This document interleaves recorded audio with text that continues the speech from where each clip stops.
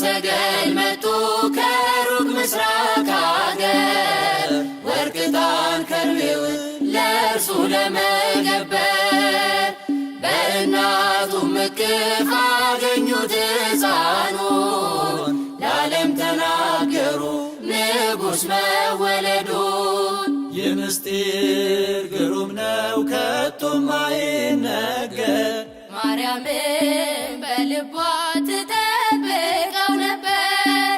ይህ ምስጢር ግሩም ነው ከቶም አይነገር ማርያምን በልቧ ትጠብቀው ነበር።